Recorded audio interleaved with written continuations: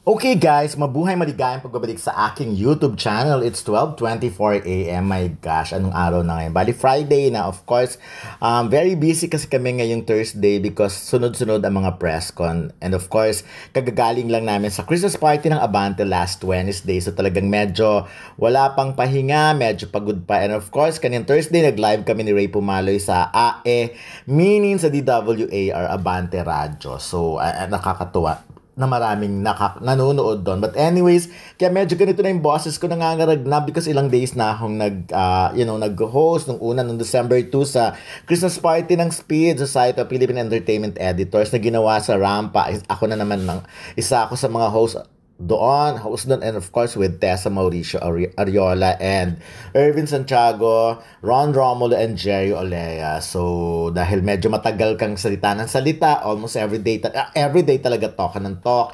So ganun talaga mangyayari sa bosses mo. At hindi pa lang ito yan na marami pang gagawin, marami pang party, marami pang hosting job. At sa dami ng lakad medyo kapos sa oras. But anyways, ayan nga, 5 ang call time ng press con and the breadwinner is Adolphi Theater. At syempre, nag-start naman ang press con ng 7 p.m. So tama lang naman, nakapag-dinner na ang lahat. Pero bago yon, nagpunta muna ako sa Green Bones press con nila Dennis Trillo and Ruru Madrid. So baka mamaya-maya ko na lang or tomorrow ko na lang yun ma-upload because ang dami ko pang video as interviews na hindi na-upload. So katulad ng mga interviews kay Tita Lolit, former mayor ng Manila si Lito Atienza at maraming pang iba. But anyway, nakita nyo na kanina si Argus, ngayon naman si MC at si Lassie na nakakaloka ang character. Pagandahan sila dito. Pero alam nyo ba na ang character nila sa And the Breadwinner is mag-asawa, yes, mag-jowa ang role nila. Talagang kakaiba rin. Minsan, ginawa yan ako ni Lassie because Lassie naman isa friend. Parehas nga kami ng pinanggalingan ng high school. So, oo nga, no, may mga parang may changes sa ni Lassie. Medyo nawawala yung kulubot niya ng pabotok siya. So, very happy yung dalawa na again, kasama na naman sila sa movie ni Vice Ganda. Sabi nga, hindi kompleto ang pelikula ni Vice Ganda kung wala si MC at si Lassie. Before, di ba, sino ba madalas kasama? Hindi, mula nung naging kaibigan niya. And si Via naman ay isa rin sa mga napaglaruan kanina. Sa mga susunod na video ko, panoorin niyo kung paano siya nakipag-interact with sa mga superstars like Vice Ganda and of course sila Unkabogable stars nga, starring nga Vice Ganda and of course kila Eugene Domingo, Gladys Reyes. Kasi doon sa grupo nila ng The Bread and the Breadwinner is asar talo ka pag hindi ka marunong sumabay, medyo kulang-kulang ka sa kumbaga kapos ang pasensya mo, ayon. Pero syempre, ang pinag-usapan talaga dito ay ang biglaang hindi pagkakasali kila Maris Racal and Anthony Jennings. Hindi nga sila kasama sa press con. Of course, si Cocoy De Santos yan. Nadalawa ang pelikula ha. So, ngayong Metro Manila Film Festival. So, pinag-usapan na agad ng mga bisita kanina si Maris at si Anthony. Alam naman natin kung anong nangyari at anong ginawa ng ex-girlfriend ni Anthony Jennings na si Jan Villanueva via social media, via Instagram story. So, ayan. So, nag-decide na rin siguro ang ABS-CBN Film Production or Star Cinema and of course, the Idea First Company na wag nang isama sa press con sina Maris Racal and Anthony because alam naman natin kung anong mangyayari. Definitely masisira ang flow ng question. So, ang press con mismo, malamang ang dumugin dyan ay yung sila Anthony at si Maris at sila ang interviewin. But anyways, ayan si Jong Hilario. Parang nakita ko yung suit niya sa Showtime. So, siguro hindi na sila umalis ng studio. Baka doon na lang sila. Because sa rin naman sa ABS-CBN compound rin naman ang press con. So, ayan. So, nakakatuwa naman because ako gusto ko kasi yung mga ganyang artista, yung, alam mo yun,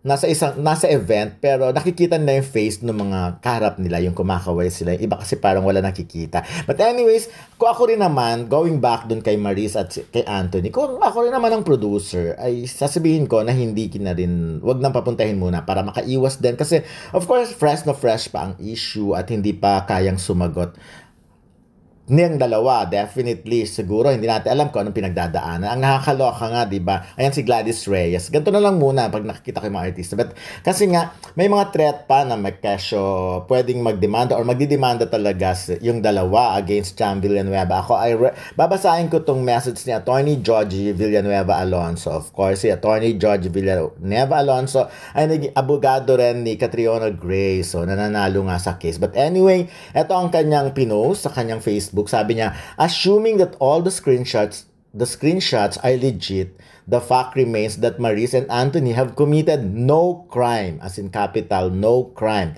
Their actions may be regarded as morally wrong, but they were never married to their respective partners. Jamela, on the other hand, may have committed at least 2 crimes with her actions: cyber libel and violation of data privacy. She cannot hide her actions under the guise of moving on. Yes, she may have experienced pain and betrayal, but this does not give her the license to violate the law. So, eto, may mga nag-comments doon. Sabi nga ng isa, thanks for this, Attorney Georgie. We were talking about this, including her might hide under your vowsy. Agree. Short but sweet.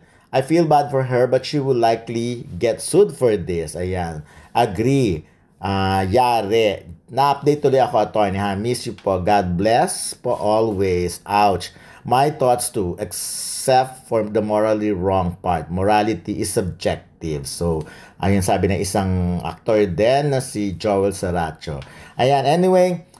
Ayan, ibon sa gubat. Exactly my thoughts. Bali yung Rico Blanco chose to move on with dignity. Dapat quiet lang. Anong pakialam ng Pilipinas unless may mga kanya-kanya na. Anyways, ayan, a clear case of abuse of rights. Agreed. Think before you act, and this airing of dirty laundry in public is truly horrible. Ayan. But anyways, kanya-kanyang kanya-kanyang opinion. Pero kung kayo ba ang magbibigay advice kay Maris at kay sa tingin niyo dapat pa silang dalawang magdemanda, 'di ba? Kasi the more na magdedemanda, hindi naman maiiba yung yung konteksto niyan eh. Hindi naman yung kumbaga maiiba yung atensyon ng mga tao, kundi mas magfo-focus pa yan doon sa kung ano yung nalaman ng marami. Ako, to be honest, yun pa rin, hindi naman mabubura sa isip ko na kesyo na demanda, ganon-ganon. Nagdemanda, ganito na. So, ako, ang naiiwan pa rin sa isip ko ay yung ganon. Tsaka, syempre, the more na pag umabot pa yan sa court, for me, mas marami pang magbibigay ng kanilang opinion. So, yun na muna kayo. Ano bang thoughts? Ano bang pwede nyong sabihin tungkol sa